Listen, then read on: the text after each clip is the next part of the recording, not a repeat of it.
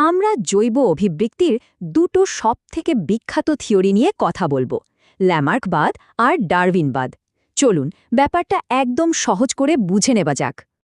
আচ্ছা, চলুন তো শুরু করা যাক একটা খুব মজার প্রশ্ন দিয়ে।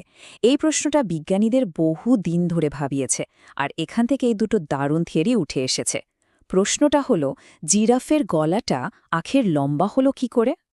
তো আজকে আমরা কি কি বিষয় নিয়ে আলোচনা করব, কার একটা ছোট্ট ঝলক দেখে নেওয়া যাক। আসলে মূল প্রশ্নটা কিন্তু এটাই, এই যে আমাদের চারপাশে এত রকমের জীবজন্তু গাছপালা দেখি, এই যে জীবনের এত ডাইভার্সিটি, এটা এলো কোথা থেকে? কিভাবে তৈরি হলো এত প্রজাতি? বেশ, তাহলে চলুন গভীরে যাওয়া যাক। আর এই ব্যাপারে প্রথম যে কম্প্রিহেন্সিভ থিওরিটা সামনে আসে সেটা দিয়েছিলেন জেয়ার বাপ্টিস্ট ল্যামার্ক।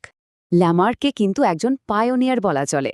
হ্যাঁ, এটা ঠিক যে তার থিওরি পরে ভুল প্রমাণ হয়েছিল, কিন্তু ভাবুন একবার, তিনি প্রথম ইভলিউশন বা অভিবৃত্তি নিয়ে একটা গোছানো মতবাদ দিয়েছিলেন, আর এটাই কিন্তু পরবর্তী সব আলোচনার দরজাটা খুলে দেয়। তার মতবাদের একদম কোর আইডিয়াটা কি ছিল জানেন? তিনি বলেছিলেন যে একটা জীব তার জীবনকালে পরিবেশের প্রভাবে যেই চরিত্রগুলো অর্জন করে সেইগুলোই নাকি তার পরের জেনারেশনে চলে যেতে পারে। তো তিনি তার এই পুরো থিওরিটাকে 4টে সিম্পল স্টেপে ভাগ করে বুঝিয়েছিলেন। কি কি সেগুলো? পরিবেশের প্রভাব, অঙ্গের ব্যবহার আর অব্যবহার, অর্জিত বৈশিষ্ট্যের উত্তরাধিকার, আর এই সব কিছুর ফলে নতুন প্রজাতির জন্ম। এই ব্যবহার আর অব্যবহার সূত্রটা বোঝানোর জন্য তিনি খুব ইন্টারেস্টিং কিছু উদাহরণ দিয়েছিলেন। যেমন তিনি বলেছিলেন, হাঁসেরা জলে সাঁতার কাটার জন্য তাদের পায়ের আঙ্গুল এত বেশি ব্যবহার করেছে যে আঙ্গুলগুলোর মাঝের চামড়া জুড়ে গিয়ে ওয়েবড ফিট বা লিপ্তপথ তৈরি হয়েছে। আবার উল্টো দিকে সাপেরা গর্তে চলাফেরা করার জন্য পা ব্যবহারই করত না, তাই ধীরে ধীরে তাদের পাই লুপ্ত হয়ে গেছে।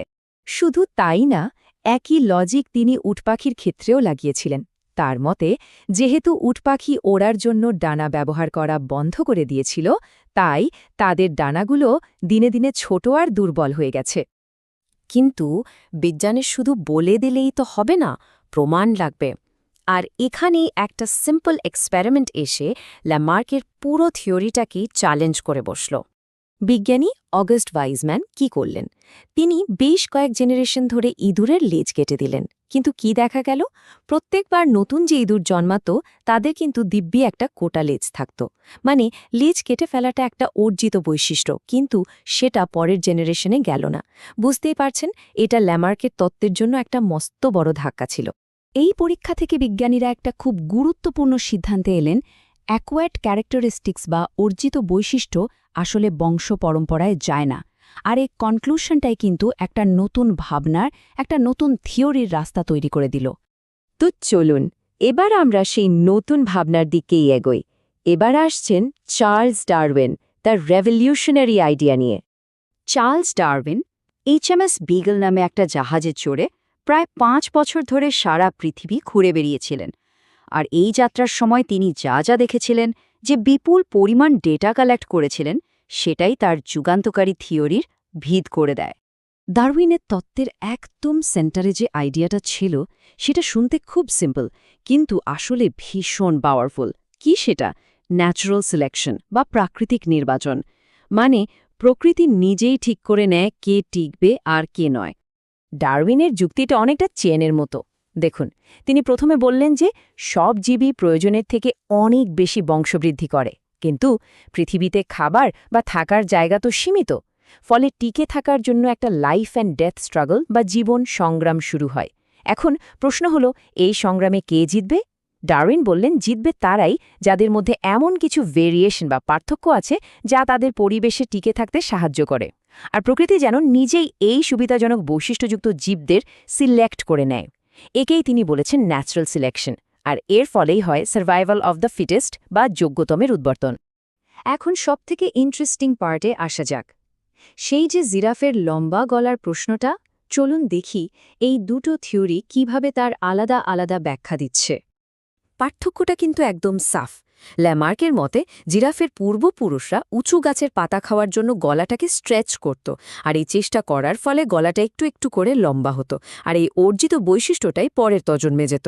অন্যদিকে ডারউইন কি বলছেন? তিনি বলছেন, না, ব্যাপারটা ওরকম নয়।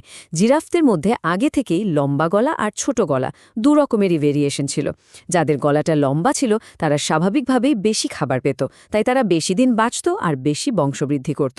ফলে ধীরে ধীরে লম্বা গলার জিরাফদের সংখ্যাই বেড়ে গেল। তাহলে শেষ কথা কি? কোন থিওরিটা ঠিক? চলুন একবার মূল পার্থক্যগুলো দেখে নিই আর বোঝার চেষ্টা করি কেন একটা থিওরিকেই বিজ্ঞানীরা মেনে নিলেন।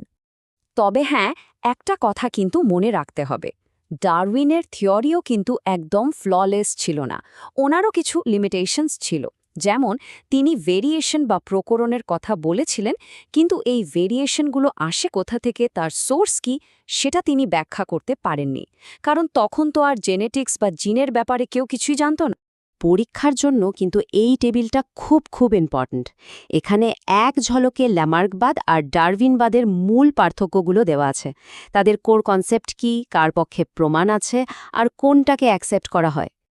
তো সব মিলিয়ে যেহেতু ডারউইনের থিওরির পক্ষে অনেক বেশি এভিডেন্স পাওয়া গেল, তাই তার ন্যাচারাল সিলেকশন বা প্রাকৃতিক নির্বাচনের তত্ত্বটাই আধুনিক জীববিজ্ঞানের ফাউন্ডেশন হয়ে উঠল।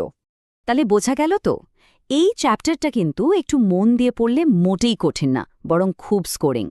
ল্যামার্ক আর ডারউইন এই দুটো কনসেপ্ট যদি একদম পরিষ্কার থাকে, তাহলে অভিব্যক্তি চ্যাপ্টারটা পুরো হাতের মুঠো চলে আসবে।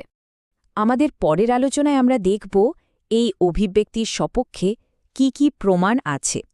আশা করি আজকের আলোচনাটা সবার ভালো লেগেছে এবং ব্যাপারটা বুঝতে সাহায্য করেছে।